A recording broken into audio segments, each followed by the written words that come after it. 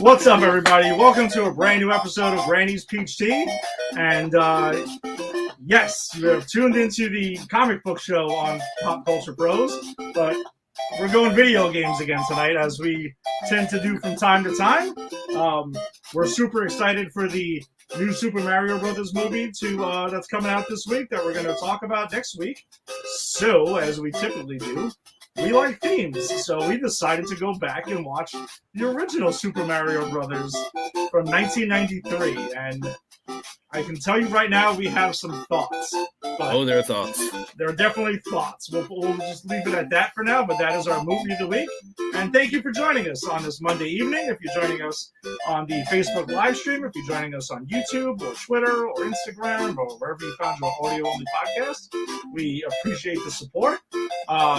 Yeah, we got that on tap. We got the latest in the CW shows to talk about, and we'll be talking about some trailers that dropped earlier, yesterday and earlier today with Secret Invasion of Blue Beetle. But with me, as always, is Jason. Jason, what's up? How's it going? Good to be here. Good to be talking Super Mario Brothers, a beloved game and not so beloved movie. But yeah, happy Monday, almost spring break for you teachers out there, only a couple more days to go. And I have to admit something, Ed. So when last I checked in about my HBO binge watching, yes, I had finished Rome, which actually has kicked me off into a whole ancient Roman binge. Like, I've been watching history things about it. I've been listening to podcasts. I want to know everything there is to know about Rome. And I was supposed to go and start watching Game of Thrones, but you know how I am. And so I wound up in Stark's Landing, bitches. Winter's here. I'm watching Game of Thrones. Yep. Nice. Yep. You got the whole first season done? Almost. I'm on episode 8. I'm on episode 8. Okay. I wasn't impressed by the first episode, got to admit. Okay. But also everyone's got to remember when I talk about this show, the show was hyped up for a decade, right? So this has got to live up to a lot of hype for me. First episode wasn't crazy about. Second episode starting to get interested. I'm really in at this point. And I'll tell you the couple of things that have done it for me. It was, I really love Peter Dinklage's character because that's just me if I was in one of these things. I mean, it's like talking his way out of... thinking of, I know what his future is. I'm like, no, that's funny. Yeah. Oh, geez. I mean, look, I've accepted everyone dies. I asked my friend Walter at work, friend of the show. I was like, because he watched it. I was like, did Sean Bean survive the first season? And he just laughed. That was his answer. He just laughed. Yeah. If Sean Bean is in things... No, of course. We have an idea about his fate. Of course, I just wanted to know how long he was going to survive. That was it.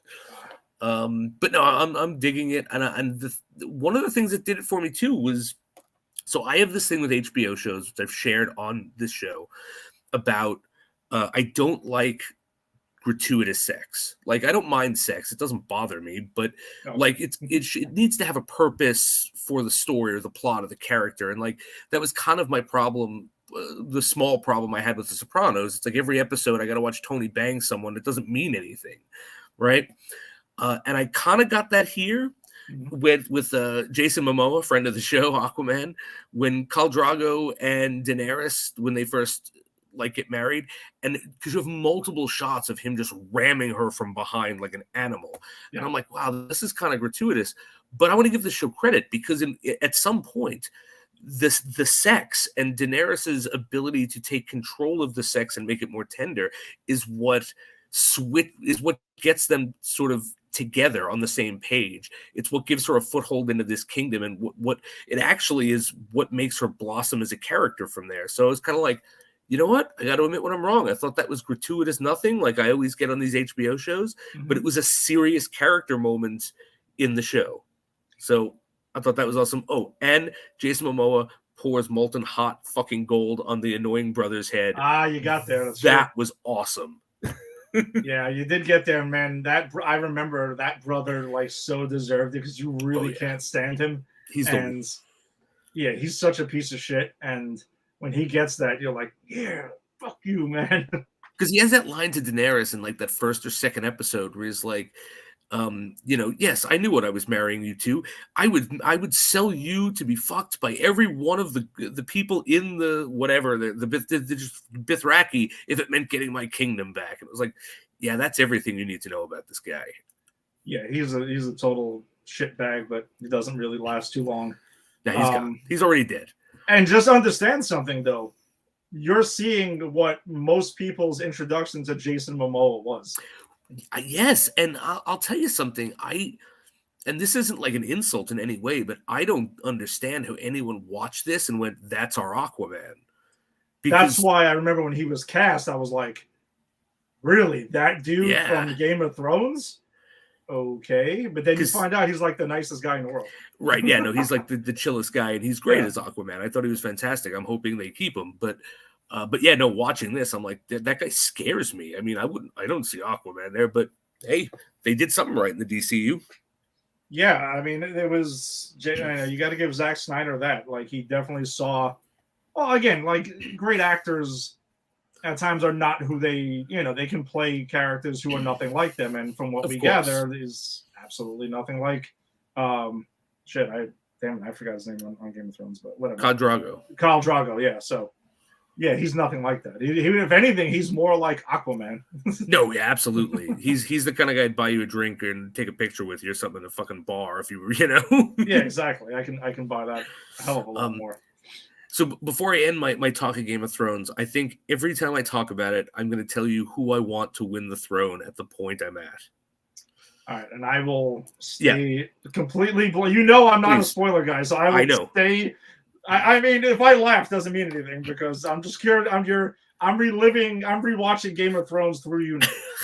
I love it. That's how I did Sopranos. I was so curious. I'm like, oh, that's right. Okay, I forgot about that. I don't rewatch TV shows that often, honestly. Like for this show, I try to rewatch some shows more than once, but I don't ever go back and like. Hey, I'm going to start like what you're doing with that stuff. I rarely ever do that. Like, I don't count Seinfeld and stuff because, like, that's to me, yeah, exactly. I'm clicking around. I'm like, oh, Seinfeld's on. That's it. I'm staying here for as long as it's on. Let's go. Yeah. Or Office or something like that. But let me watch the Soup Nazi for the 800th time because exactly, hey, it's almost time for bed. Yeah, and Angie laughs at me because I'm laughing as the joke is about to be told because I already know the next line that's coming. That's right. I've done that. All right, so here's who I want to win. And again, I don't think I'm right in any of these because I'm running under the assumption everyone dies. I'm getting attached to no one. Mm-hmm. I know the fucking the kill streak of this show. So this is just who if I were picking the winner at the time that I'm giving this opinion, this who it would be. At this point, I want Daenerys Targaryen to win that throne for her son. Okay. The Mad King's daughter. And I would say that most people were probably on board with exactly where you're at right now. Okay. I'm thinking back to it. I'm like, yeah, at the point you're at right now, I would say that was probably most of the fandom was there. Okay. And of course, you can imagine through the seasons, things happen and stuff. And that's why I say this will change every time I give an update, depending on where I am in the show. But right now, I can't stand Joffrey, or I can't stand any of the Lannister family except for Peter Dinklage, who's awesome. Like, I'd want him to get the throne. I just don't think he wants it. And I just think, like, Ned Stark, I know, is going to die. He's not going to get the throne, even, because he's Sean Bean. He's destined to die and everything. His bastard son is leading the charge right now to free him from Jon Snow. Jon Snow. He just hasn't grown on me yet. Maybe because, I don't know, Kit Harington's like stone-faced to me, and I'm not a big, I'm just not a huge fan of his acting, but that could change. And then that's like it. Like, who else is there outside of those contenders right now? You have some adventures to go on with these characters. I do. I will definitely say that you definitely have a roller coaster to go on with a couple I can think of specifically. I'm going to come back next week going, Joffrey's the best. His character arc was great. We would have to have an offline conversation if you thought Joffrey was No, I'm just saying. I was just thinking of the most reprehensible character on the show to make the point. Like, I can't. I'm gonna, even if I started hating the show, I would watch it until he was killed. He is arguably the biggest piece of shit on this show. Yeah, he is. Through the entire run, he is arguably the biggest piece of shit on that show. Maybe in TV history. Wow, yeah, he's garbage. I love when Peter Dinklage smacks him in the face in the first episode, or the second episode, when he's like, "Go pay your respects to the Starks." Like, I don't care about the Starks. Smack. What do you smack? Go ahead, say it again. And he just keeps smacking the shit out of this kid. Beautiful moment. I want to see that more often. See, he didn't take the nod that Batman gave him in Batman Begins when he handed them the little thing. He went off on a terrible path. Yes. Maybe that's Batman's fault for not making him Robin. I don't know. Possibly. He didn't steer him right. Stuck with the kid. But see what he ended up, man? He ended up being an absolute dirtbag. Fucking terrible. And by the way, what's with the incest plot line? I didn't realize I was getting into incest in this show. Oh, you're into everything in this show. In Game of Thrones, you're into everything, man. You're into everything. Just understand that. Remember that. Remember that, sir. You are into everything. Into everything. Just don't be surprised by anything. Bestiality, not expect it. And just stay on your toes. Put it down. And if you are checking us out tonight, stay on your toes and make sure that you send us some support for this broadcast and send us some stars and digital gifts and everything to help us earn money while you're hanging out with us on this Monday evening or wherever you decided to give us a listen. Kal-El supplies us with the stars, and you should honor him. That's right, brothers and sisters. Give us the stars. You are in the holiday spirit, my friend. You are definitely in the holiday spirit. All right, so let's go ahead and let's get to some trailer reactions over here. Let me go ahead and pull this. I will quote our beloved, Steve Faraci, and pull this, as he likes to say, bad boy up. That's and right. we will go ahead. Yeah, I'm trying to go. I'm sorry. I need to get to that damn screen over here. That's all right. I'll tell this story while you're doing that, Ed. Don't feel bad. I was so rusty at hosting a show with the last 00 Deep Dive with Ginny. I started the show, forgot I was supposed to run the beginning, the intro, and went, live on the air. Oh, damn, forgot to run the intro. And then had to go back and do it. That's great. That's great. All right, so Secret Invasion dropped yesterday, which is the latest. Well, it's the next MCU show that we're going to get dropping on June 21st. So here's the trailer, and if you haven't seen it, now you get to check it out along with us. And let's give this. Well, let me get that title card out of the way because we don't need that. Let's see what the MCU's got in store for us.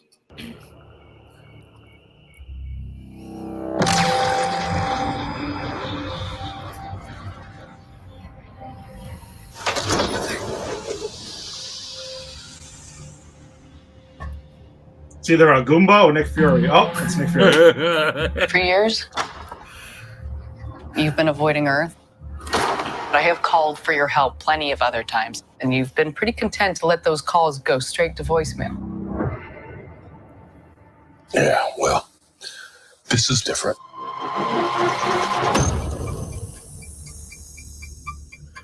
How much do you know about your security detail? What do you mean, how much do I know about him?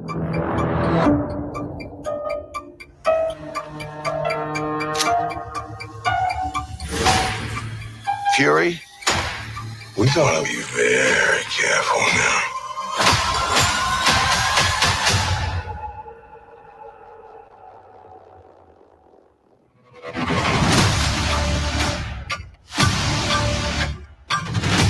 You're in no shape for this fight that lies before us.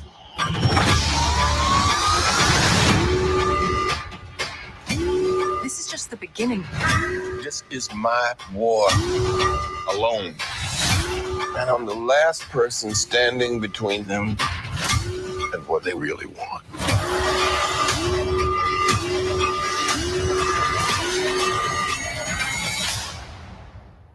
And what is that?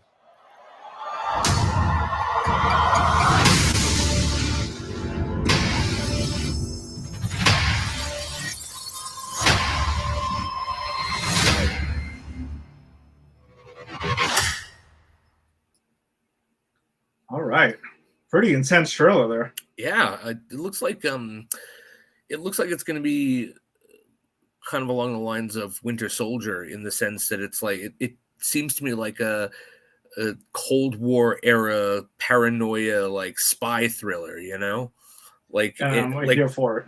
Yeah, no, I'm here for it. I'm very here for it. My only question, and this will be answered in the show, but it's like it's going to be the Skrull, right? Like, but the Skrull are like, didn't we help them out? Like, aren't they on our side? See, that's what I think is. It's one of the things that's the most interesting twist to me that I'm fascinated by the show because the MCU chose to make the Skrulls kind of the good guys, but Right, we're going to assume, and not just the good guys, but like hunted down victims of an evil alien race like that. That's why it would be weird if they take a turn like that. Like, I don't know how it's going to be handled. Well, I think the thing is too is I'm going to assume my assumption is there's a faction of these Skrulls that are behind this whole secret invasion. We've met the good ones so far, and then we're going to meet the bad ones now because as we know, not all humans are good and stuff like that. So it's very racist of me to just clump all Skrulls in together. And speaking of Skrulls, Alex has some suspicions going on because we know how excited he is for the show. You guys are acting a little strange. Must be a Skrull. I mean, you might have to tune in to see, like in June, if one of us is a Skrull or not. True. I mean, it's possible. Or I might have been a Skrull this whole time. Jason might not exist. Yeah. So, I mean, it's entirely possible that that's the case. So the whole, what do we know about the actual TV show? So we know it's dropping June 21st on Disney Plus. We know that it's going to be 6 episodes. From my knowledge, it is only meant to be a one short run, and that's it. This is not supposed to have multiple seasons. Yeah, exactly. Rhodey is here. Well, we know. Maria Hill is here. Obviously, Nick Fury is here. Ben Mendelsohn's Skrull from Captain Marvel is also here as well. And there's rumors of Quake from Agents of S.H.I.E.L.D. coming into this. I would love it. I love that actress. I loved her as Quake on Chloe Bennett. I loved her on Agents of S.H.I.E.L.D. I was just thinking, Nick Fury appeared on Agents of S.H.I.E.L.D. It 100% is canon. It's like, bring some of those people in. I mean, if they're game to join these shows, bring them in. Why not? They were awesome. And actually, Alex is correct. Alex, I did pull up the wrong trailer there. So my bad, because I pulled up the first trailer. So all right, so let's watch. I guess we have to watch the second trailer, and we could really get things going. I have to let my commercial go here. So Alex, good call on that, because this is what happens when you're trying to go ahead and get all this production things going on here. Or the reason Ed is off his game tonight is because he's a Skrull. It's possible. And then Alex definitely called that one out. So we can go ahead and pull that. We'll pull our secret screen back up and let's watch another trailer. Our secret invasion. Boom. All right. So let's go. Fury. Since you've been gone, things have gotten much worse.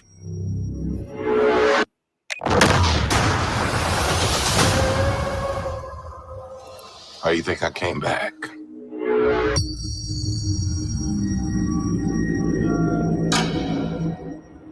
You're in no shape for this fight that lies before us, old friend.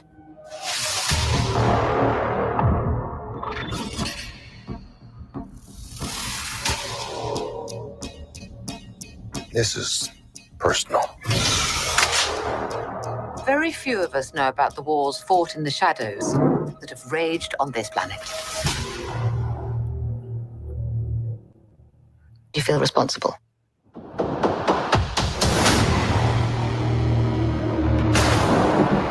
Where are the Avengers? This war is one I have to fight alone.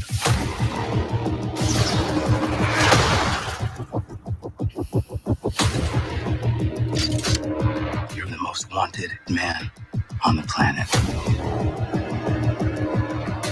You don't know what they have planned for you. The great Nick Fury.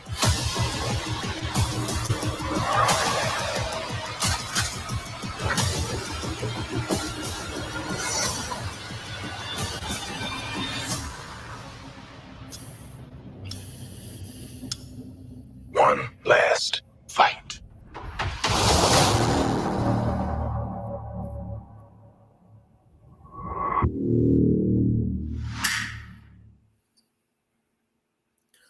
All right. But I still want to see it. Yeah, exactly. I mean, like we like to talk about, what did the trailer do its job? Yeah. Now that we've watched both trailers for it right here, yeah, I would say my excitement for it is definitely higher than it was prior to the trailer.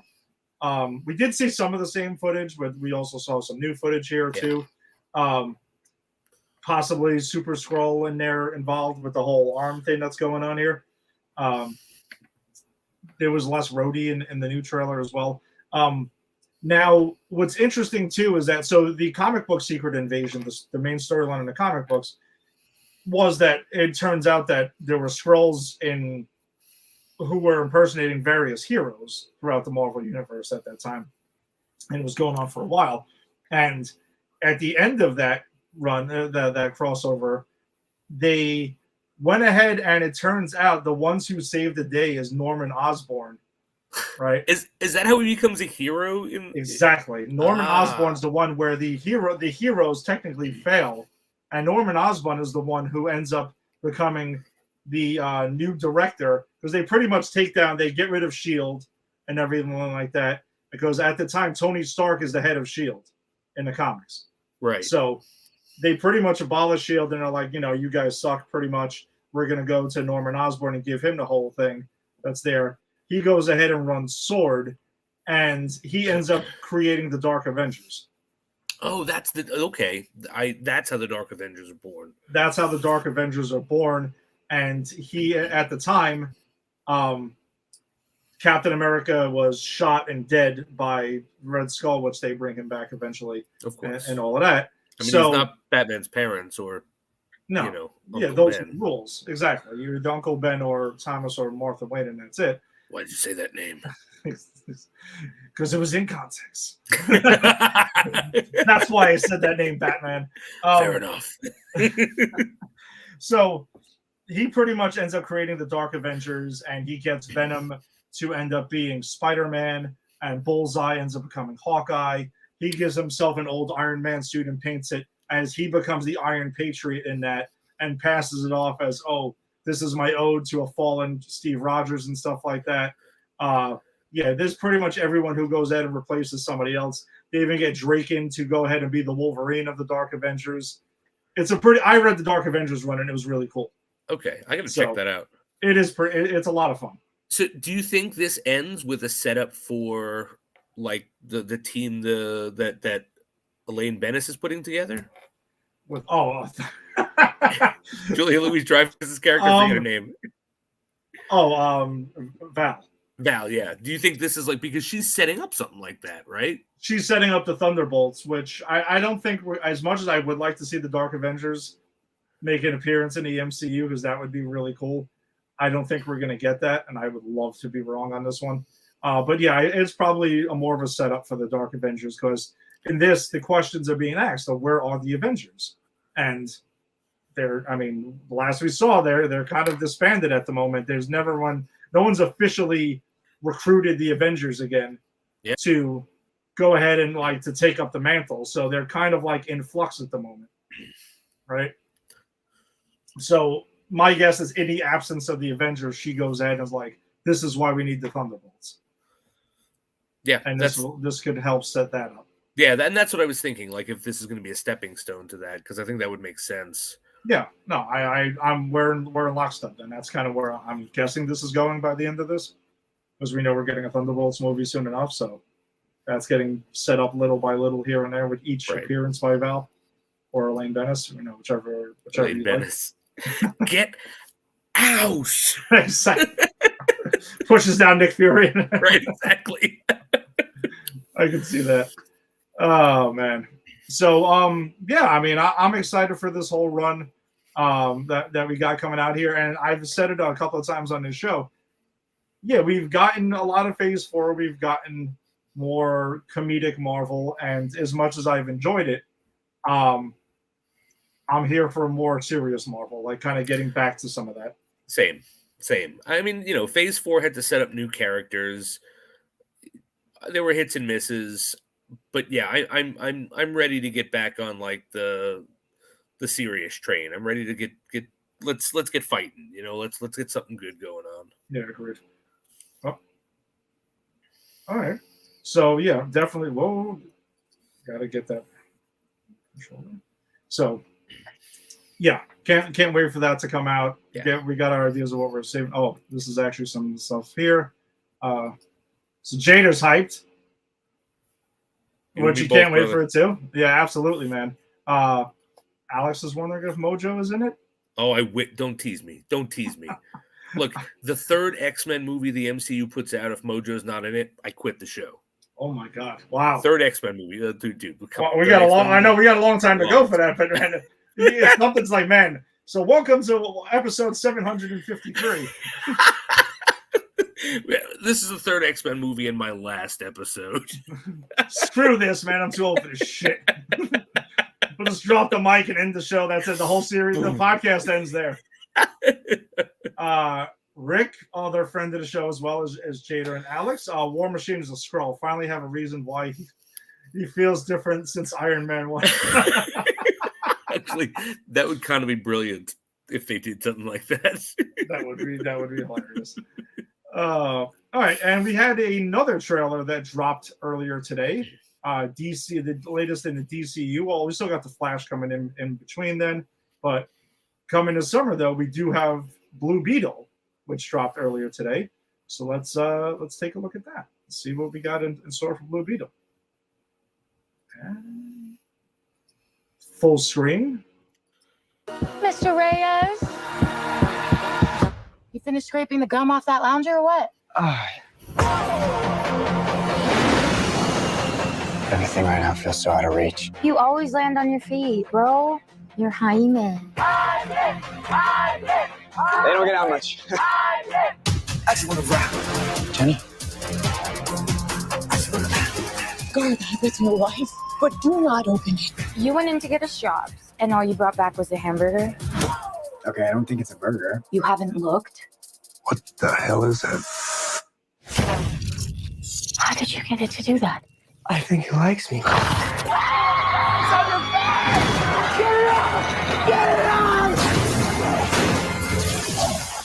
Hyman. This ain't what you want. This ain't what you want. This ain't what you want.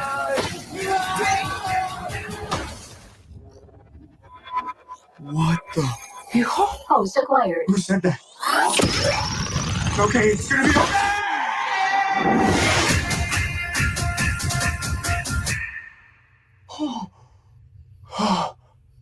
Space. Re-entry systems ready. Wait, no.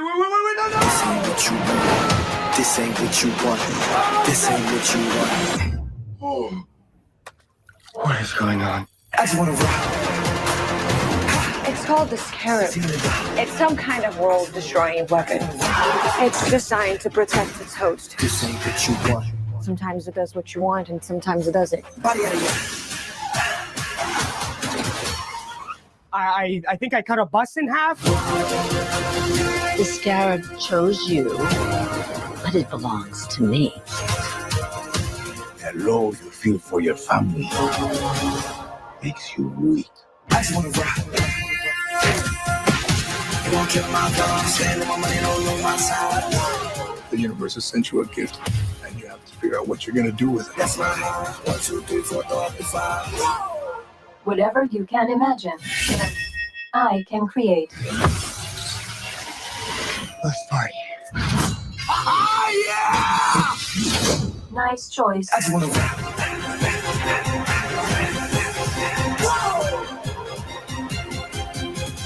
Whoa. It's like Batman stuff. Batman's a fascist. I just wanna rock.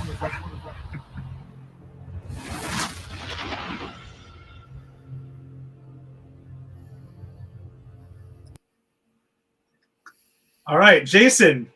Batman a fascist? Batman is not a fascist, George Lopez. I'm glad you're in this movie, George Lopez, but Batman is not a fascist. Stay in your lane. The man does nothing but sacrifice for Gotham. Leave him alone, okay? Why can't we just leave Batman alone? Oh, man. This looks fun. This looks like a lot of fun. It really does, man. It's awesome. I'm glad we're getting, like, also, you know, like, this is the first Latin superhero movie, like, lead superhero movie that we're getting also, which I think is pretty awesome, too. I do, too. I do, too. Jada's dropping in on that, too. Okay. And also agreeing with you, finally, this looks fun. I know nothing of this character, so I'm very curious. Same. I know nothing except that he's called the Blue Beetle, and my friend Walter at work, who is a fan of this character, told me today, it's like Iron Man meets Venom. Yeah, I guess on the surface, yeah, it definitely kind of looks like that right now. So, but that's all I know. But I'm in for it. I'm excited to see this. Yeah, no, me too. It looks like a heck of a lot of fun. That's been something that the DCEU has been criticized for over time, even though we know the DCEU proper is is basically wrapping up this year. Yeah. But this movie was supposed to be an HBO Max movie originally. Oh, interesting. Yeah, and then I think once they saw what they had, they're like, this needs to be in theaters, man. So it'll likely be good because everything HBO Max put out for DC was good. Yeah, I mean, but they also, I mean, they did shit can Batgirl even before any of us even saw it. So I don't know, but you're right though. That is a fair point.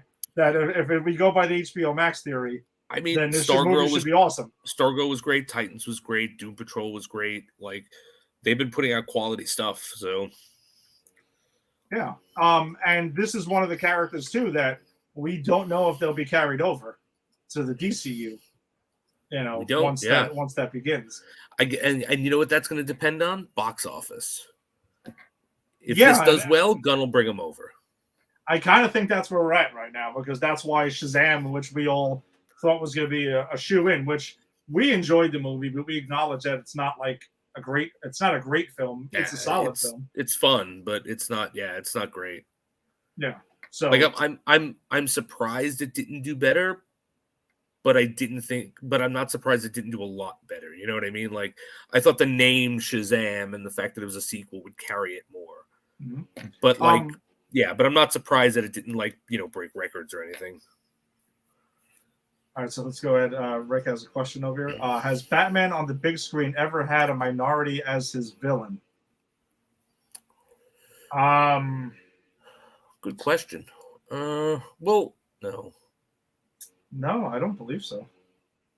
Well, I mean, Cesar Romero is Hispanic, right?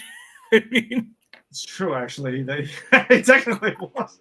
I mean, I don't know if that's exactly what you mean, or if that's true to your question. But Cesar Romero is Hispanic. But that's all I got. I'm gonna say no. I don't think so. I mean, going through it. No.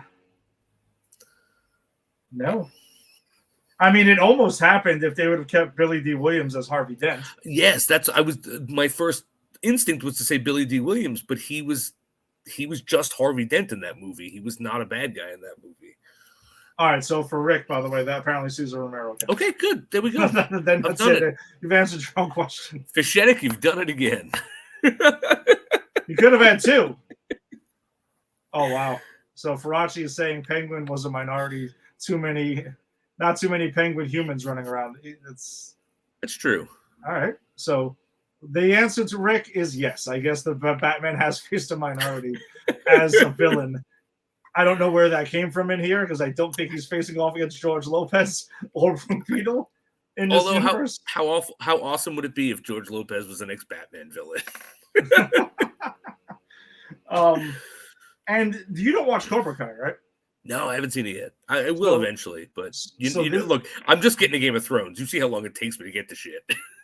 That's true. Cobra Kai has one more season left, and then they're wrapping it up. Okay. So, but this kid's in Cobra Kai. That's where he got his essentially big break from. That's why this Walter's is going to be his even bigger break. No, I love him in Cobra Kai. Yeah, that's why Walter's super excited because Walter loves that show and he loves this kid. Yeah, Cobra Kai is so great. I mean, if you're someone who is a Karate Kid fan and you have not seen Cobra Kai yet, I don't know what you're waiting for. Definitely check out Cobra Kai. This kid is all over that. And Susan Sarandon is in this as Victoria Cord. Of course, Cord Industries is where the Blue Beetle suit comes from. Yeah, and I look, and she looks like she's villainous, antagonistic. I'm here for it. I like Susan Sarandon. I like to see her branching out and doing like weird shit like this. So play a villain, Susan. Why not? You can do it. Yeah, she's a great actress, and good to see her still going. But yeah, I'm excited for this, man. I'm getting like, Spider-Man Homecoming type vibes from this whole thing. Yeah, and it's funny you say that because Walter said that like this character, when you read about him in media, they always draw parallels between him and Miles Morales. Yeah. Yeah. So it's like, so getting the Spider-Man vibes, that makes sense because there is this sort of, those two characters are for whatever reason tied up in this. So it's interesting. Yeah, and I always think it's fun when we get like a teenager as the superhero. Yeah, no, exactly. So yeah, it's always fun. All right, and hopefully another character, hopefully it does well and he gets carried over to James Gunn and Peter Safran's DCU, and you can keep that going. But box office is what it is. So hopefully it's a good movie, and hopefully people will turn out to see it, unlike what happened with Shazam. And they'll have a reason. They'll be forced to carry him over. He can't be denied them. Like if money speaks and money says, "Bring me over to your universe, James Gunn," and if the money isn't there to speak, James Gunn won't hear it. Exactly, because then even though they're in charge, they have to answer to somebody, and they will say no. Yep, exactly. All right, so let's go ahead and get to some more DC action here. Oh yeah, just jumping over the Flash, right? Just getting right to the Flash. You want to jump over to the Flash? You sure about that? I mean, I'm not missing anything, right? I mean, all right, fine. Gotham Knights it is. All right, so we got episode 3 of Gotham Knights, Jason. All right, besides the fact that, listen, we know over the first 2 episodes we have hammered it home about how much we are almost hate watching this show, but I'm not gonna keep beating a dead horse. I mean, I'll go through the show. I took some notes. I watched it today because I put it off till last. I will no longer ask why is Gotham Knights, because it is. I just have to accept it. Who is Gotham Knights? Why is Gotham Knights? How is Gotham Knights? Where is Gotham Knights? All right, so I mean, this episode is probably the best of the 3. Yeah, I would agree with that. I don't think it's probably the best of the 3.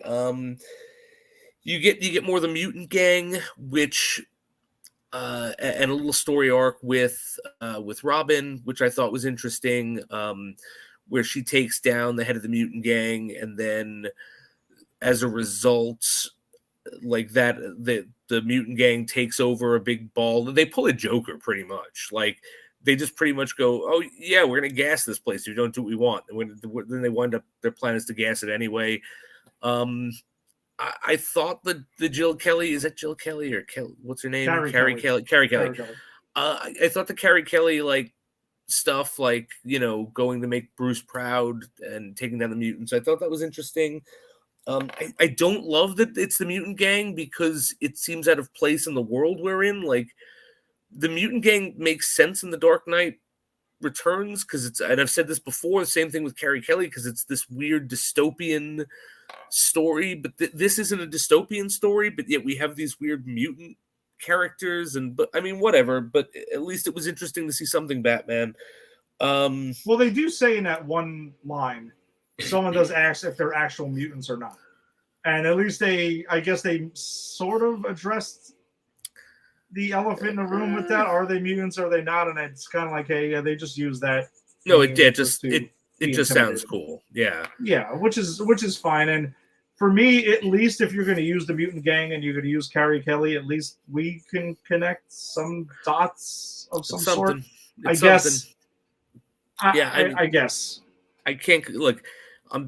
It's the closest thing I have to Batman, so I'm pointing that as a positive here. But I'm doing it with reservation. I thought, let's see. So the A plot, there are 3 plots, right? So there's the Carrie Kelly plot, which I said, and so what she has to learn is to work with Turner Hayes and let him have her back, which he does at the end and saves her from, you know, being killed by one of the mutants and helps her save the day. So that's cool. Then there's the boy thief, the brother, which, and I want to give him credit because I thought his acting was really fun in this. He dresses up like a rookie cop and he's got like the mustache and stuff, and he goes in to try to get evidence. Like, he forges papers, which is bullshit. You can't actually do that this day and age, but whatever, hand wave. Forges papers to get some evidence out of lockup, which is going to help them figure out, you know, they're trying to figure out who killed Bruce Wayne, but it's like, I don't know, guys, you told us in the first episode it was a Court of Owls. I don't understand why you're touting this as a mystery. The Court of Owls killed Bruce Wayne. But anyway, are you saying there's no sneaky misdirect coming? I mean, do you think that this show is capable of that? So you're telling me, because we know in this universe that the Joker is dead because Batman apparently killed him in this universe too, right? Because apparently there's a few universes on TV where the Batman actually kills the Joker. Right. So you're trying to tell me that maybe Condiment King didn't do it? Dude, if I see Condiment King, Kite Man, Calendar Man, King Tut, if I see any fucking B-string Batman villain, I'm all in. I would want Steve Martin's King Tut to have killed Batman in this universe. King Tut. King. Yep. Dude, you would love it. I would be like, listen, I take everything back I said bad about Gotham Knights. This is genius. If you start giving me fucking B-list villains, yes, I'm in. It's genius. I don't, because then you're giving me something you're giving me something that I never thought I'd have, and that's B-list Batman villains, like outside of the 60s show. Like, give me Bookworm. Bookworm killed Batman. That's right. If Bookworm killed Batman, I will tout this as the greatest non-Batman show ever, or the greatest Batman show without Batman ever. Fair enough. And that's putting it above Titans. Yeah. If Condiment King turns out to have killed Batman, then yes, I will. Yeah. I'm in then. I'm all in. Give me season 2, 3, 4, 5. It doesn't matter. I'm in. Don't hold your breath. No, it's not going to happen. But I did like the kids acting like, oh no, I'm a rookie, and I like the officer who was like busting his balls, like, hey, Rook, you got to bring some bead. It goes a long way. Like, I thought that was fun. You know, see, I'm trying to find good things. This is what I did with Batwoman the second season. I hate watching it for 2 episodes, and I was like, I gotta find something. I can't always be angry. Let's see. So the whole plot. So that's the second plot. I don't know. Joker's daughter doesn't really do anything except for tell them, like, hey, I know what I'd do. I know what my father would do. He'd kill everyone. And that's how they figure that out. That the mutant gang has just brought gas masks and they're going to kill everyone in the gala. And the blonde is there, whose name I don't remember. But I think she's Stephanie. Is that Turner's girlfriend or best friend? I think it's best friend with potential to be girlfriend. Okay, but I'm she's totally guessing- gonna like wind up with this other dude who took her to the party, right? Possibly. Maybe there's a love triangle plot being set up there, which we don't really give a shit about. Yeah, that's CW shit. Yeah, that's what I'm guessing is the deal with her. As far as the Joker's daughter, yeah, she tries to act sort of Jokerish at times and crazy just to remind you who she actually is supposed to be. Nobody cares. Not even a guy wearing the Joker t-shirt or baseball cap right now who was... By the way, random thing I had posted on our Facebook page. I actually took set photos of... because I was at the Yankee game yesterday. I was at the Yankee game yesterday, and right by Yankee Stadium, right where I usually park my car, are the Joker stairs. Which, ever since that movie came out, there's always people taking... You can see tourists that wander off over there, and they start taking pictures by the stairs. Of course. But now, though, there is signs everywhere and stuff like, cutting off parking and stuff like that. Oh, because they're filming. No, they're filming there. And also, I noticed all the pretty much reputable websites have posted pictures, set photos from those stairs, and it must have been from yesterday and the day before. Lady Gaga is there. Joaquin Phoenix is there. And I'm going to be actually back over there tomorrow, so I'm curious to see what I saw. And the cool thing is this time around, right, because tomorrow will be the third game I've been to, there was 70s like cop cars there, and I'm like, all right, so this is like a given. And if you look on my pictures, I zoomed in a bit, and it's Gotham PD. I noticed that. Yeah, I noticed that right away that it was Gotham PD. And there was a lot of extras in 70s type clothing, and there's extra graffiti on the wall. Because I walked past that wall the other Thursday, and I'm like, I told Angie, I'm like, I don't remember being that much graffiti on that wall. Yeah, something's going on here. Besides, obviously they were shooting something. I'm like, this is definitely Joker. There's no question. I saw some Warner Brothers trucks, and I'm like, this is cool. So I'll try to grab some more set photos, maybe get super lucky and meet one of them or something like that. That'd be awesome. Oh, get an interview. Get an exclusive Granny's interview. Get an exclusive, right? I'll tell them about, hey, listen, I got this podcast that's named after Piss in a Jar from BBS. Tell them that David Hasselhoff is a friend of the show. I should, right? That might give us some clout. Oh, that's great. I'm sorry. Go ahead. Gotham Knights. The Joker thing, I was excited about. No, please. I'd much rather talk about that than Gotham Knights. Yeah, so they're gonna gas the party, and then Stephanie and the sister thief, they're like trying to disarm the bomb, and it's not meant to be disarmed. And Stephanie makes a last minute decision, which saves the day, but goes against what the thief wanted to do. And so now it's like, you don't trust me. It's like, this is a class issue now. And I felt that was a reach. That was a reach. That was a huge reach. And then they decide to keep all of the stolen goods, even though the Gotham Knights saved the day. And Harvey Dent got the credit, and he's going to run for mayor because that happened in the comic. And then, yeah, so they decide to keep the stuff, and they're like, but they were all innocent victims. And then I think it's Turner turns over a watch, and it's an Court of Owls thing, and it's like, not all of them were innocent. They decided. They had a bunch of watches and stuff that all had Court of Owls stuff. So apparently they were like surrounded by the Court of Owls. Right, exactly. So again, I don't know what this mystery is. They killed Bruce Wayne. Like what? Unless they introduce a viable second option. If they all of a sudden at the last minute go, no, it was Joe Schmo. It's like, where the fuck did that come from? Like at this point, there is no mystery. They've just set up the Court of Owls did this. Even like you had posted or maybe I just saw it online, but the commercial for this, like, who? Oh no, it was you, because you had said who the mystery of Gotham Knights was who killed Bruce Wayne, and you were like, no, it's why is Gotham Knights, and I'm thinking like, but who killed Bruce Wayne isn't a mystery. They literally introduced the Court of Owls in the first episode. Like, it's the Talon, right? He did it, or someone else on behalf of the Court of Owls. Like, where's the fucking mystery in this? For the sake of our sanity and for the sake of this show having any level of competent writing, I am praying that it is somebody else, not the Court of Owls. But they have to introduce someone else. That has to make they sense. Still got a while to go. I mean, they're only at 3 episodes in now. So there's time to still do it. I just want to be like, you guys were not this lazy and told us from the get-go, and there's no misdirect. There has to be a misdirect. There has to be. I hope so, because that would be something. And currently, I don't know. I don't know who this is for. I'm sure it's for someone, and if it's for you, great. Watch it, enjoy it, love it.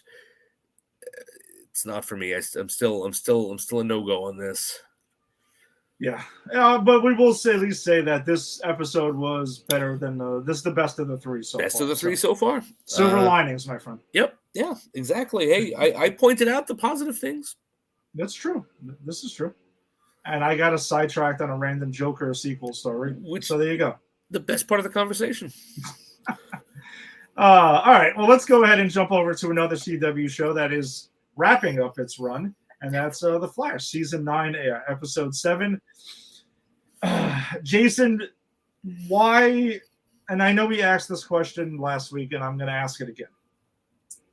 Why, in a abbreviated final season, do you give us another essentially Flash? No, this is a Flashless episode. Even though Barry's in it, there's still no Flash to be seen here. Yep. Why we get an Iris-centric episode? And Dreamer? Why is Dreamer here from Supergirl? I don't know. And look, I like Dreamer, okay? I dug her character in Supergirl. I actually think this would have been an interesting episode of Supergirl in the mid-seasons. Oh, absolutely. Or even the final season, because of how much that last season sucked. That's true. No, that this would have been great in the last season. But I don't understand what's going on here. Like, you have a handful of episodes left to end your show called, let me check my notes here, The Flash. And you've given us 2 episodes without The Flash. And you're bringing in Dreamer, a C-string Supergirl person, like, who I like. I'm not shitting on Dreamer. I like her. She's fine. But, like, I don't understand why she's here. Why aren't we getting a Flash-centric episode in The Flash? Like, there's so much business to wrap up, and I got to deal with, like, Iris's existential crisis about winning a Pulitzer, and the Dreamer coming to find out that she's not being haunted, she's being blessed, child. What? Like, what the fuck's going on in this episode? All right, man. Listen, the main plot here is Iris going ahead once again basically dealing with imposter syndrome. Yes. Like, again. Like, I feel like we deal with this at least twice a season with Iris West. She really does. The woman needs some therapy to learn to love herself. Listen, Iris. If you're listening, Iris West Allen out there, okay? If you are, character in a fictional universe, listen up. Get it together. You win the Pulitzer. Barry's told you this. He's been in the future. It's okay. And I understand you're like, you want to make your own choices, yada, yada, yada. Things are going to be okay.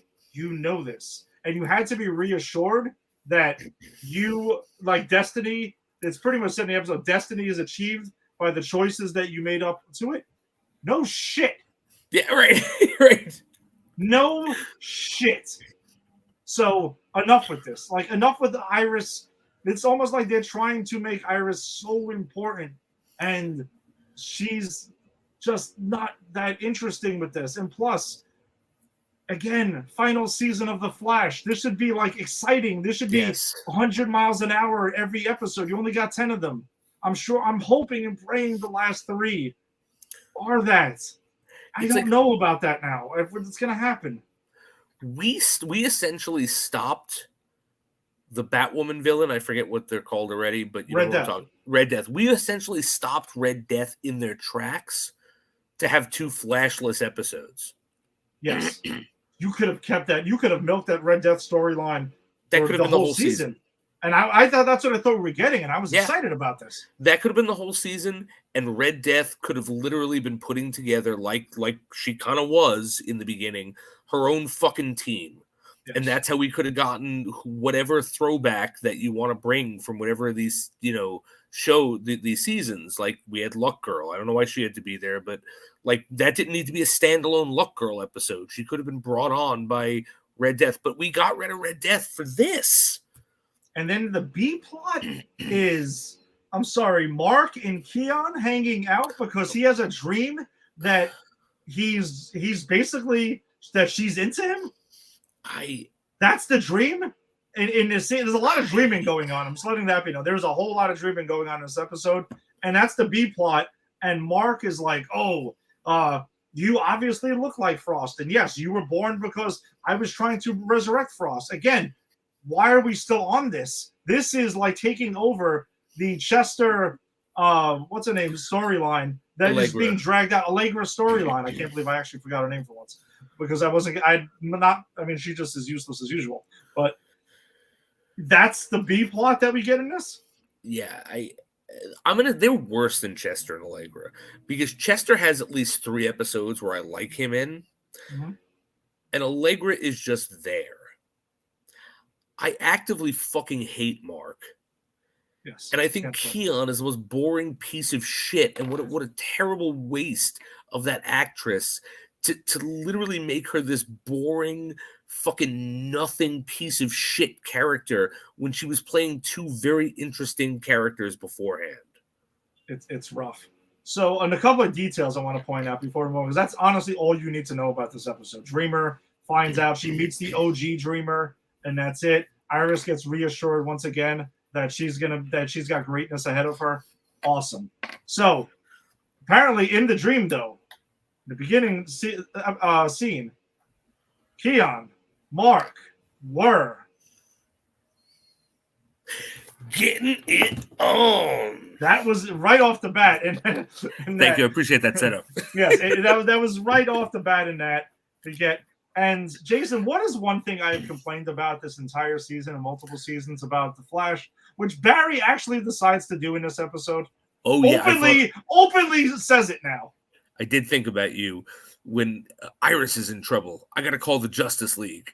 Oh, I got to call the League. I got to call this person. I got to call that. Oh, wait a second. So when Red Death was attacking, this didn't cross your mind, Barry? Yeah. Red Death None of this? Putting her holograms or her fucking robots all over the world to become a dictator of the world. Not important enough to bother Black Lightning. The man's got a family and classes to teach in the morning. But Iris is in trouble. Get everyone together. Get Batwoman. Get what's her face? The original Batwoman resurrected for that. Yeah, Kate Kane would have just magically been like, oh yeah, because she has like a different face. She would have suited up. You would have 2 Batwomen. Everything would have happened. Batman would have been found out of nowhere in this universe. Who the hell knows? It's so absurd that they finally acknowledged it. Yeah. And that it's a thing. So it wasn't just me being an asshole. They literally let the cat out of the bag now with this. Yes, which makes it even worse. Because when it was just you saying it, they could have had plausible deniability of, no, we're ignoring that part because now the Arrowverse is over. But now they've actually said it.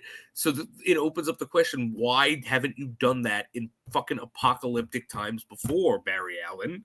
Yeah. Or you chose to gather a bunch of other villains instead of calling the Justice League that you're a part of. And I guess they can't say Justice League. That's why they said the League. Oh, right. Yeah. Because I'm guessing they were probably told that. I don't know. Who the hell cares? But so we get that. Apparently we find out that Iris has a monthly brunch with Dreamer and Kara and Alex and Batwoman. I guess. Apparently they have brunch, and anyone who knows me knows how much I despise the concept of brunch. But do you really? I really do, because I think you get 3 meals a day, and I'm kind of old school with this. Like, you get breakfast. If you have a meal before noon, that's your breakfast. You have a second meal between noon and 4 or 5 o'clock. That's your lunch. After that, you got dinner. See, but you're missing a key. You're missing. I know what you're gonna say. A key. Yes, the alcohol being involved at the breakfast. The brunch is just an excuse for alcoholics to drink at the breakfast table, and I'm for it. So then you're having alcohol with your breakfast. Don't give me this reason to overcharge me for breakfast. Breakfast is cheap, man. Am I wrong? Come on, breakfast is the cheapest meal of the day. Look, I will give you that breakfast is the cheapest meal of the day, but I will pay the extra money to not get the shame you would get in a diner about trying to order scrambled eggs and a bottle of Budweiser at 11 o'clock in the morning, all right? Mason, I'll pay the extra for no shame. Come meet me for breakfast at Glendale Diner. See if anyone shames you if you order a Budweiser with your breakfast. Actually, no. When I remember the Glendale Diner, if I pull out a cigarette, they'll light it for me. Yeah. Now, don't get me wrong. I love Glendale Diner. I do Diner, too. I love, especially the breakfast. I am all about diner breakfast. Me and Rick were all about that forever. But like, it's fine. No one will shame you, man. If this is what it's about, but like, don't go ahead and have a line going around the block in like downtown Manhattan where you're going to charge me $30 for breakfast just because you put a fucking was it mimosa with my breakfast and stuff. Stop. Cut the shit with that, man. It's Fugazi. This is Fugazi. That's it. It's a Fugazi meal. I love that this is the only thing we've disagreed on is brunch. That's it. I acknowledge I am in a minority on this, and that's fine. I will die on this hill. It doesn't matter. It. And I will, you know what? I'll fight with you. And I love brunch, but I'll fight with you because this is a ridiculous hill to die on. I like to die on ridiculous hills. Oh, it's an absolutely ridiculous hill. I acknowledge this, but it's one I'm gonna die on. Really saying, we go out for breakfast, and Angie's like, "Oh, there's a brunch menu." I asked him, "I will order. Give me the breakfast menu." I'm not doing it. You're a man of morals. Exactly. It's just like charging me my $7-8 for breakfast, and I'm gonna fucking call it a day. All right. Outside of that, so that's another thing that pissed me off about this episode is that they have a bunch. Barry not calling the league is still number one, or trying to call the league just because Iris was in trouble. What else do I got in my notes? Oh, the entire cast of Supergirl is off-world apparently. Yeah, like what was that? Like, was Brainy, Supergirl, Kara, or John? They're all off. They're all off. They're all off. What? It's so convenient. Yes, the convenience zone is where they went.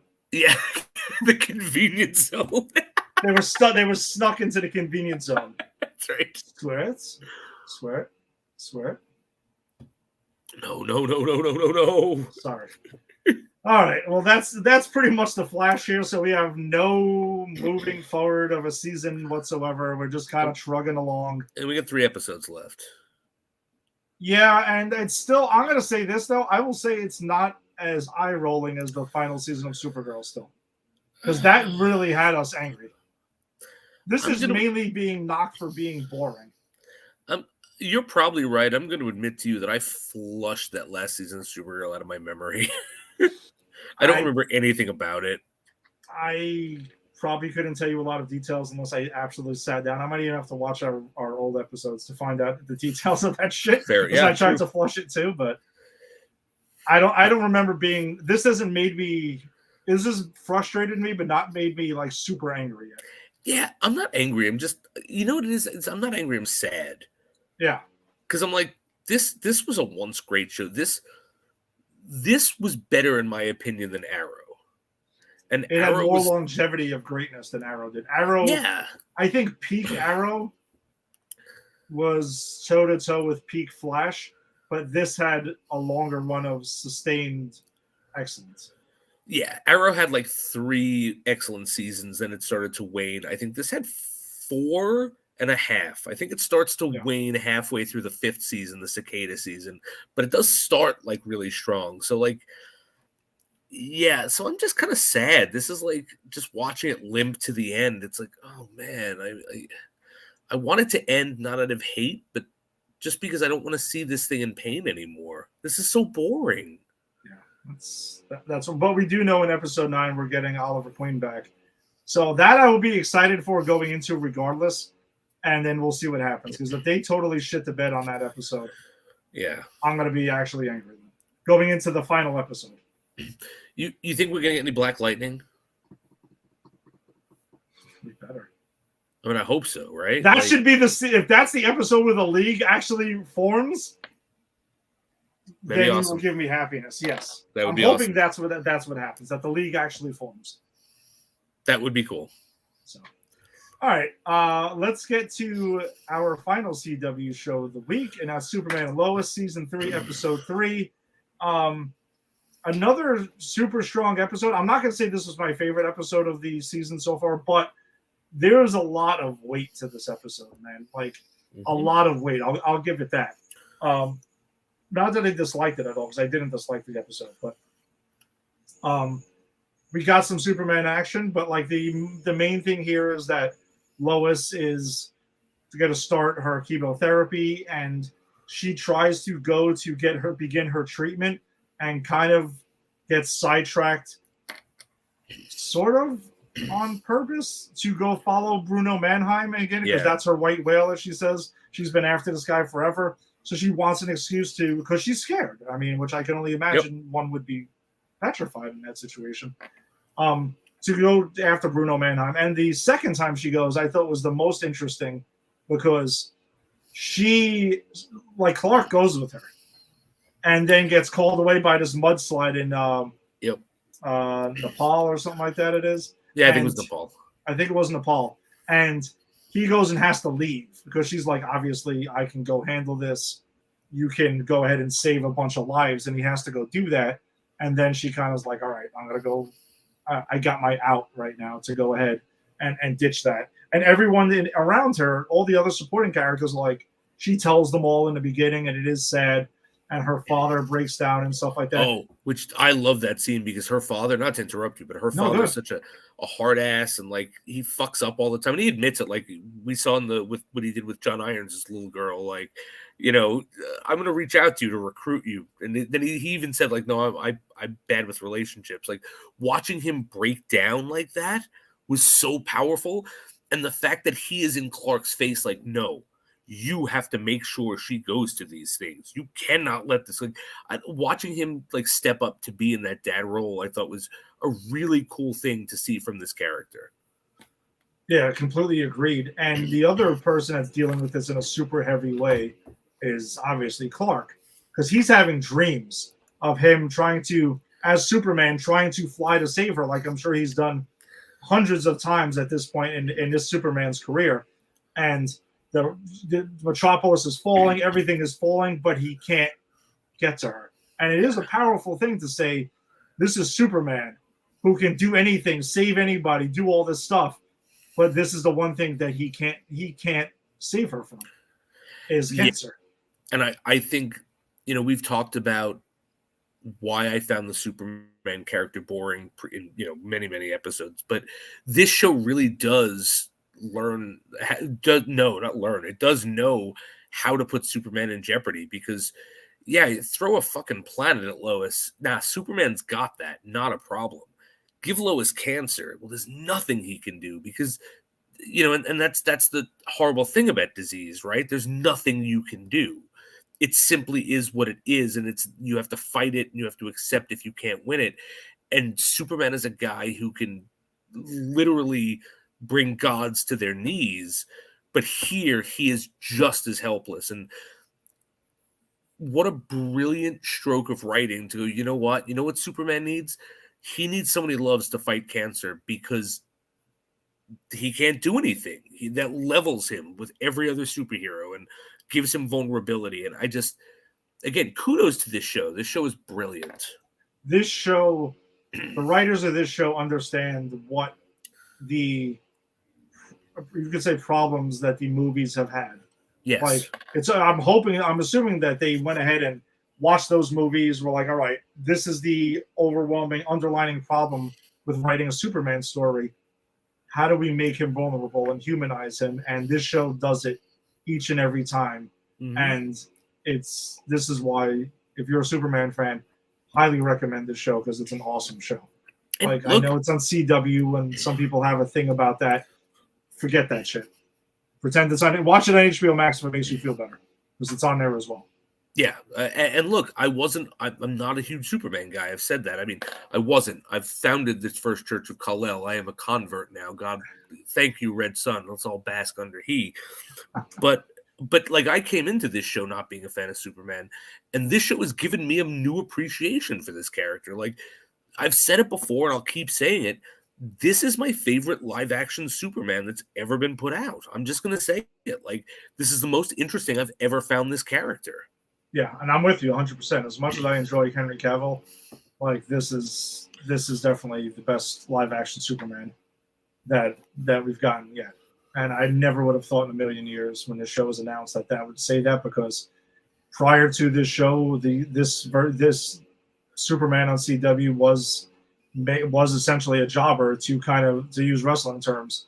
It was a jobber to get Supergirl over, essentially. Yeah. And this Superman, and now they've said this Superman's on another Earth. That's kind of why this Superman is so much better and reinvented. That this is genius. But the whole story, though, and there's an awesome scene where Lois is trapped somewhere where Clark, the whole device pretty much can't get to Clark, and he's working with John Henry Irons to track them down, and she finds a way to get the signal to him, and he freaking shows up and busts in the wall. Like, he's pissed also. Like, you see an angry Superman right there. Not quite Homelander level or whatever, but like, he's pissed. And he's taking dudes down. And then one of them has like a kryptonite weapon, and then John Henry Irons shows up in a steel suit. They go ahead and he helps them out there. They take things on there. And the thing that they find, though, is they find that Bruno Mannheim has blood of Superman's blood stored in packs. It's almost like a vampire thing that's going on there.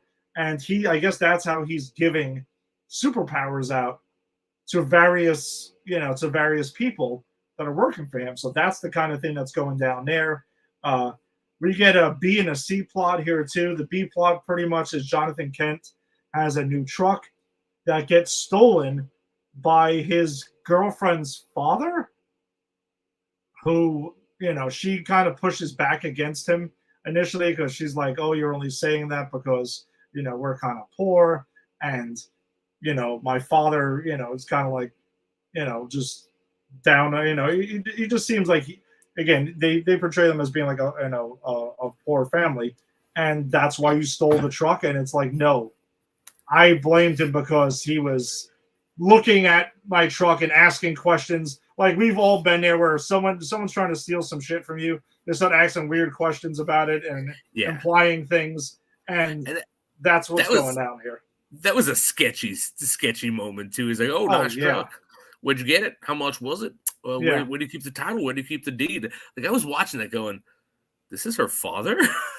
Yeah, I'm like, what a dick. Like, you obviously know what's going down here.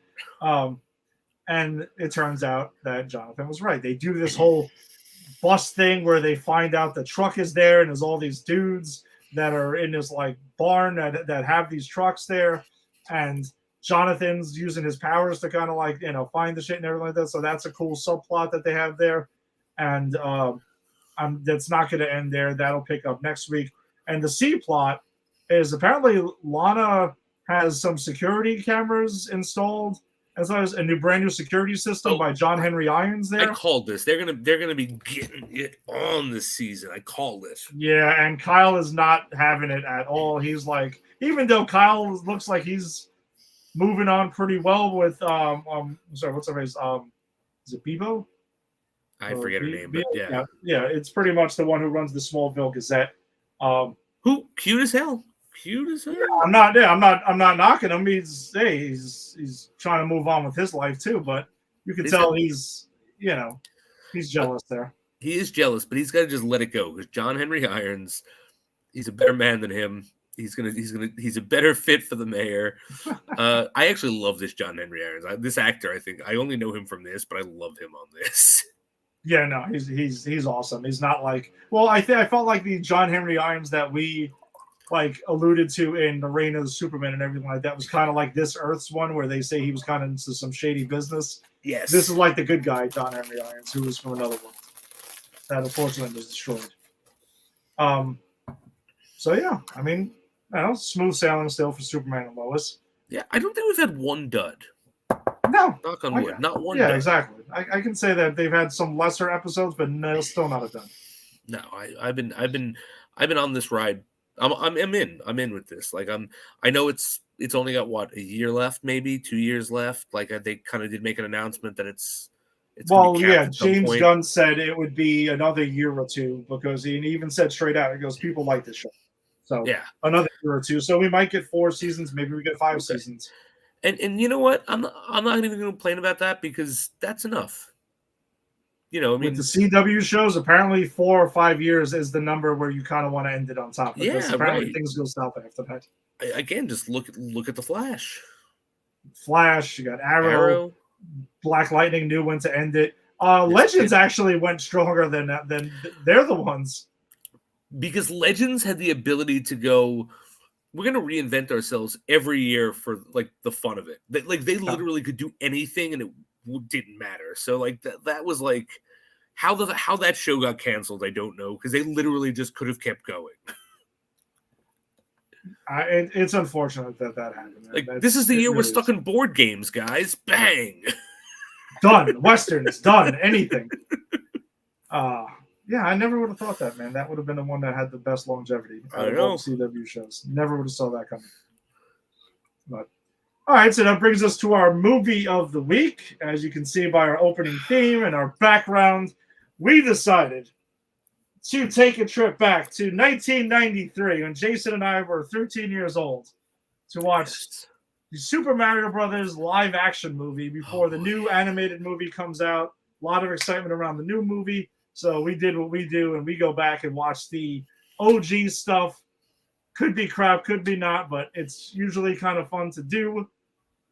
And this is not available on any streaming service at the moment. So thank you, Walter, for helping me out to see this film legally. Yes, absolutely 100% case. But I had not seen this film since it was in the theater, since I was 13 years old and excited about it because I was a 13-year-old, apparently buffoon. And this movie absolutely does not hold up in this sense because, boy, is this something. Because we have to ask the tough questions, Jason. And I'm going to throw it out there because Rick mentioned on Facebook that we asked the tough questions, here on Granny's Peach Tea. Jason, is Super Mario Brothers 1993 a movie? I think it is. Okay. By the technical terms, like there was a plot. There were characters. It tried to start a franchise. Okay. But I could be easily dissuaded from that opinion, Ed, because this isn't good. If it's a movie, it's not a good movie. This collection of scenes with actors and a camera and actors in it doing things in front of a camera. Dude, this was brutal. This was a tough watch, man. I'm going to be honest. This was a really tough watch. And it didn't start off that way. And for me, it started off, I was kind of like, oh, I was smiling and like, okay, this is a movie that doesn't take itself very, because the movie, this thing does not take itself seriously. It does not. It does not. And that's fine. I'll give you props. You didn't take yourself seriously, but you had talent. You had talent on board for this thing. You had Hoskins, you had Leguizamo, you had Hopper. Yeah, Samantha Mathis pops up in this. She was, in a bunch of movies in the 90s as well. Yep.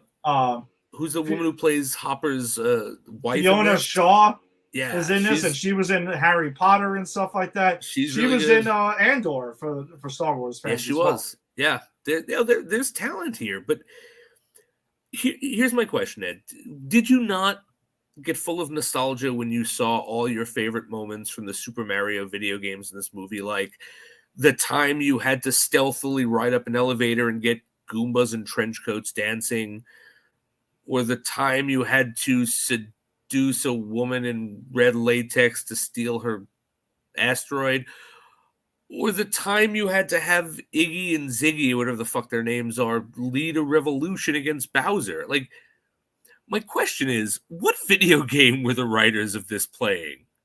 So this is a prime example of why I think video game movies fail so hard.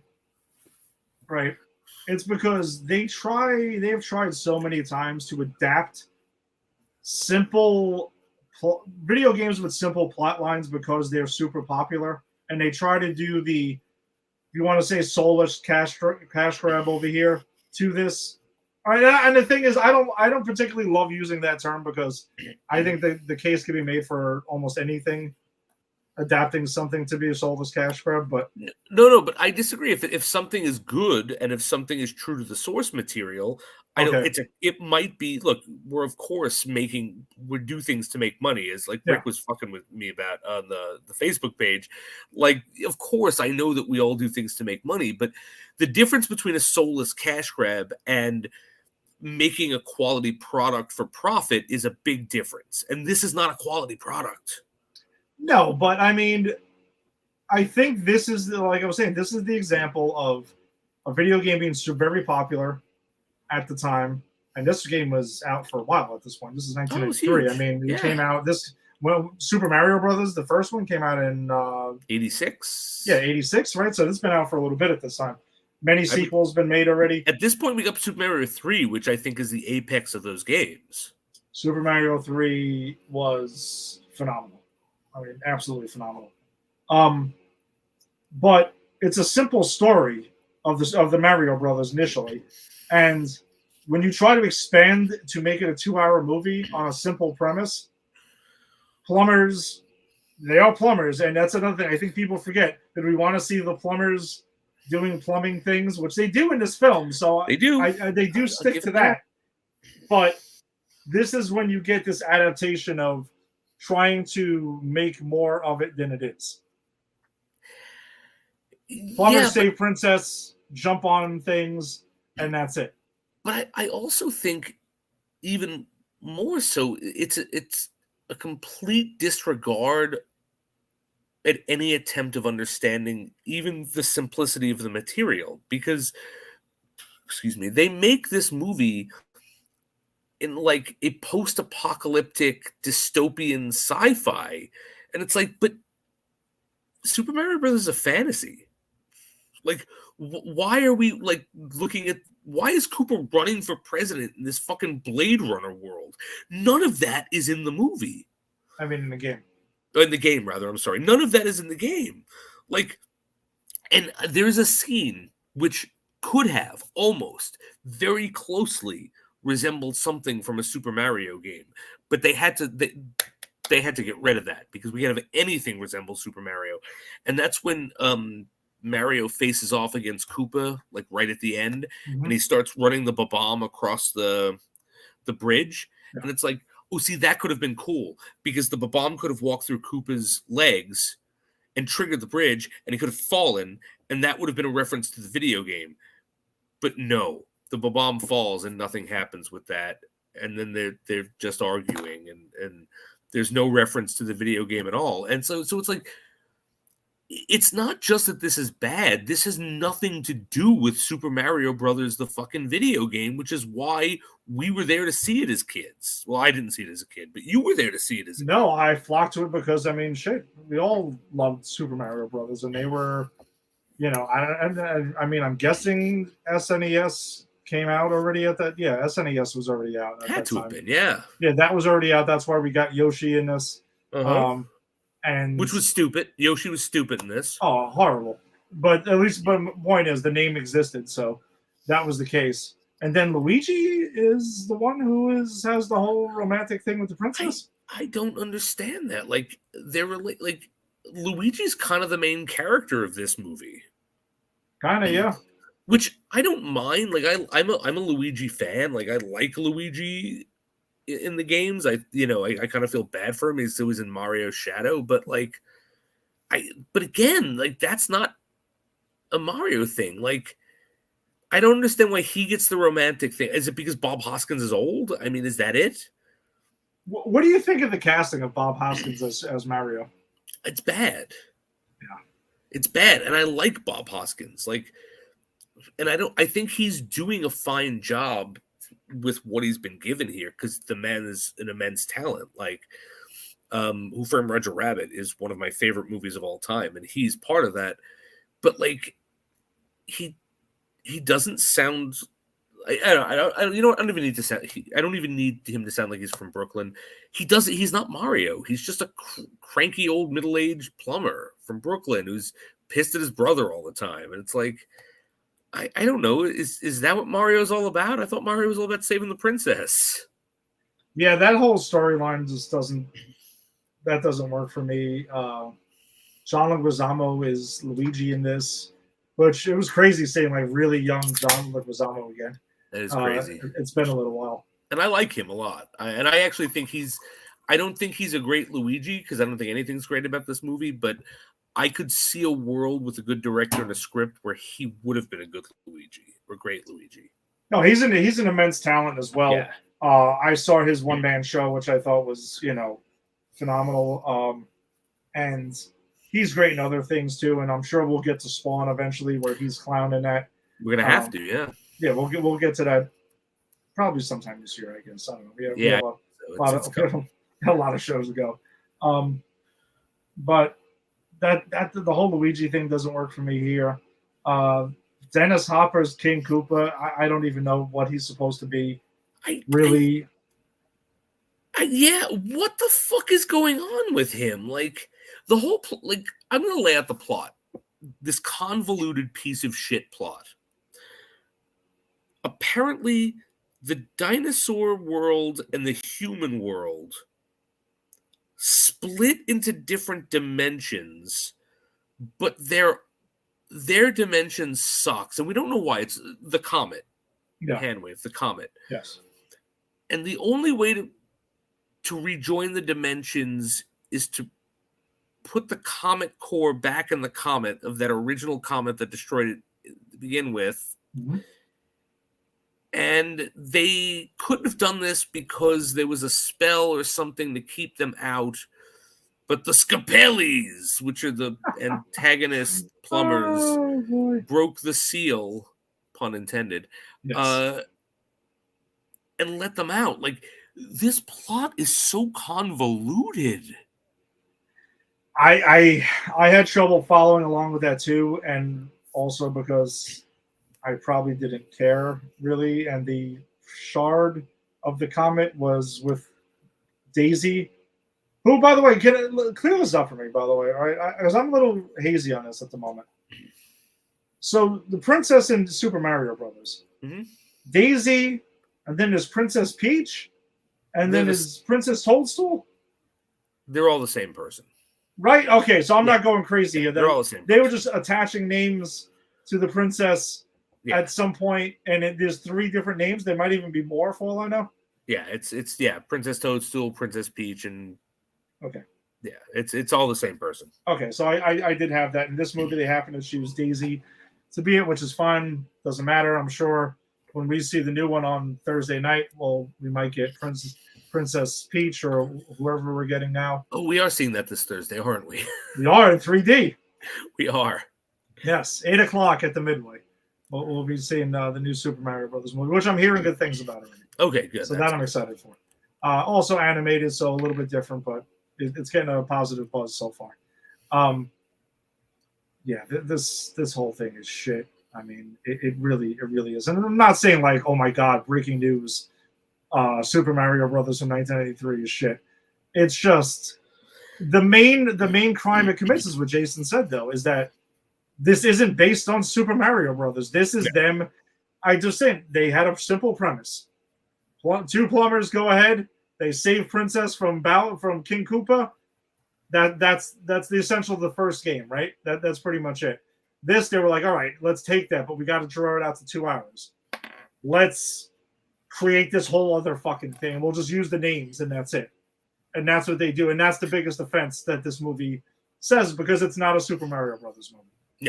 No, it absolutely isn't. And look, I love Dennis Hopper, but this has nothing to do with Bowser. Like he's never a dinosaur. No. It's like we just see like his eyes go, which leads to nothing, by the way. Like the Mario Brothers put him in the de-evolutionizing chamber, and his eyes go lizard, but that never comes to anything. Like nothing comes to anything in this. Yeah. Princess Daisy's dad is a fucking fungus, guys. What is going on here? I don't know. I was just checking out her IMDb because I was curious to know what other things that we might cover that Samantha Mathis is in. She's in The Punisher from 2004, which I completely course. forgot she was in. I forgot she was in that movie. Of course she is. So we will be seeing her again. She was in Pump Up the Volume in 1990.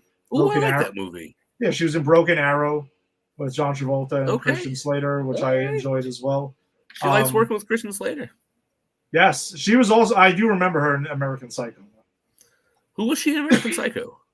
She is the she's Lewis's girlfriend that Pat Bateman is sleeping with, that is all drugged up all the time. Ah, okay, cool. Yeah. So we've that's what I'm saying. I recognize her, like, you know, she's a known actress there. Did you recognize who played Izzy, one of Koopa's cousins? I'm gonna say he looked really familiar, but I couldn't quite put my finger on exactly who that was. So that was Fisher Stevens. Wow. Who plays, for those of you who don't know, he does the offensive, because he's a white guy, he does the offensive Indian character from Short Circuit movies. Wow. Okay. I did not realize that was him. And I didn't realize either. I only know that because I was watching and I thought the other guy was Alan Tudyk because it looked a lot like him. And so I actually watched the credits to see if it was Alan Tudyk, and it wasn't. But I saw Fisher Stevens and I went, get the fuck out of here. That was Johnny Five is Alive guy? I had absolutely no idea. Fisher Stevens, guys. Yeah. Do we all right, so let's answer the question then, I guess, before we wrap this up. Is this a movie? It tries to be. It tries. So you won't quite commit to saying it's a movie then. I mean, or is it just scenes slapped together in some sort of way? I'm gonna say this. It is a soulless cash grab. You don't seem that angry about it this time. Not as angry as you was about Legion of Super Pets. Because I have seen this movie before. Okay. I didn't have to see this movie in the theater. I get to see this movie in the comfort of my own home with some peach tea sitting by my side. Kind of knew what I was getting into. Although I did tell you, I started watching this on Friday. I got 40 minutes into it, and I went, I'm not spending my Friday night like this. And I shut it off. This was the Sunday night movie in my household last night, which my wife fell asleep.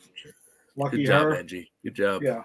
Dogs were out cold, and I was watching this, and I'm like, oh, man, how much? And I paused it a couple of times to like go to the bathroom until I get something to drink. And I'm like, how much time is left? Oh, my God. This is the longest hour and 40-something minutes of my life.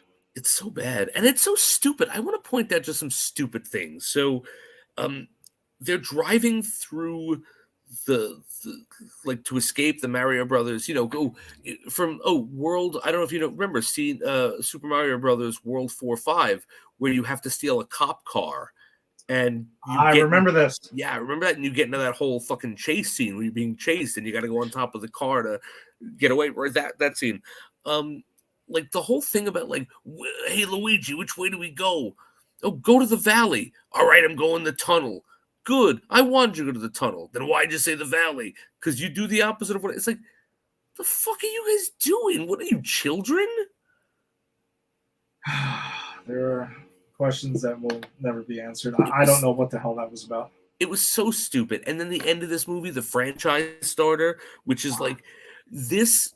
I don't know what's more embarrassing, this or the end of Masters of the Universe. Because the end of the Masters of the Universe has Skeletor going, I'll be back. And we can just go, no, you won't. No, you won't. But this has Daisy just appearing in their apartment going, guys, you're never going to believe what happened. Adventure awaits. And I'm sitting there going, no, it doesn't. And I'm going to assume 13-year-old me was excited by that to see that there was going to be another movie. And no. And I remember I went to see this because I was living by Metro Mall at this point. So yes. I remember I saw it, like I used to take the bus down Metropolitan Avenue by now the theater's still there. It's by Eddie's Sweet Shop. That's the theater I saw it at. The Cinemark. Yeah, I love the Cinemark. The Cinemark. And I'm pretty sure I remember seeing it at least twice. That's fair. At least twice in the theater. And I remember them being like matinees, so it'd be a couple little extra. Little cheaper. But remember when matinees were like $4 or $5? I'm going to assume that it was around this time. I'm Like, going to assume. I'll tell you something now. A matinee costs now, it's more expensive than what a full screening was when we were younger. Yep. Like, because I remember, like, it used to be $8 when we were in high school getting a movie theater. Now it's like $8 for the matinee. And this is why, people, I tell you, if you are like and if you're like myself and you will see a bunch of shit in the theater, and you especially live around the corner from one, get a Regal Unlimited or an AMC Stubs or whatever the heck it is. Get whatever it is, because an unlimited movie pass is completely worth it, because I definitely go at least 3 times a month. At least. And I'm not saying I'm not open to seeing more stuff that I never would have went to the theater before to see, because I know it's free. Right. Granted, you pay for your concessions, but whatever. That's how they make their money.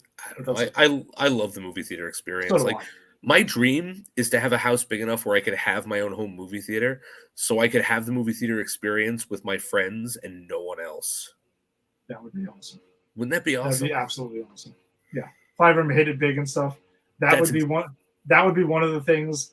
I would have my own yard with my own baseball field that gets manicured and stuff like that with it. Nice. And I would definitely own a Batmobile. Fully functional Batmobile. If we're talking about being super rich enough to do stuff like that, stupid shit, yeah, I would buy one of the original '60s ones. We may have talked about this on a previous episode. I'm sure we did. And I know you would go the 66 route. I would get the Tumbler from Batman Begins. There's no question about it. And look, that's a great machine, but I want something that I could cruise around in, like I'm a 60s swinger like Bruce Wayne was in the 60s, like Adam West. Oh no, and I want to be like laying in the thing like obnoxious, like I really need any of this crap. Scaring the shit out of people. Besides, it has the trunk space for all the action figures I'd buy if I had that much money. It would be sick. All right. Well, that pretty much wraps it up for this week, for this episode. We appreciate the support. If you're checking us out on Facebook, be sure to join Granny's PhD Facebook group and join the daily conversation for all the stories that we don't get a chance to talk about on each episode. It's a lot of fun, trailers and stuff like that as well. Also, check out Pop Culture Pros Facebook group page, because that's who we're presented by, Pop Culture Pros, and be sure to check out popculturepros.com. If you're checking us out on YouTube, subscribe to Pop Culture Pros, and Twitter, follow at Pop Culture Pros. Instagram, same thing, and wherever you found your audio-only podcast, subscribe to Pop Culture Pros. Lots of fun stuff on there. We got, if you're into baseball, we got a Yankees show, we got a Mets show. Empire 161 show is the Yankees show. Put it in the book shows for the Mets. We also got Unsportsmanlike Conduct that covers all types of sports. And Jason and I also got other shows as well. Mine is Empire 161. But Jason, you got 00 Deep Dive. When are you guys coming back? We're figuring that out. Not going to be this week. It'll be sometime next week. Not our usual Wednesdays, because Wednesday's my birthday next week. So I'm going to be going to see Sweeney Todd on Broadway, which I'm very excited about. That's my favorite, one of my 2 favorite musicals. But we're going to be doing it sometime next week. I just got to work the details out with Ginny, but we're going to be doing On Her Majesty's Secret Service, which is it's a contentious Bond film, because it's the one Lazenby, it's the one Sean Connery didn't do in his run. I love that movie. But I'm curious. Ginny, I don't think has ever seen it, so I'm really curious what she thinks. And if you want to know what she thinks and want to know why I love that movie, come join us. I'll be posting on the Facebook page once we have a date coming on. All right. And Empire 161 show, we are gonna. Lisa is she had her surgery. Best wishes to her on a speedy recovery. Absolutely. So trying to work that out when we're gonna have a chance to come back, because I do have to line up a sub this week. So we will definitely be posting when we are able to get out our next episode.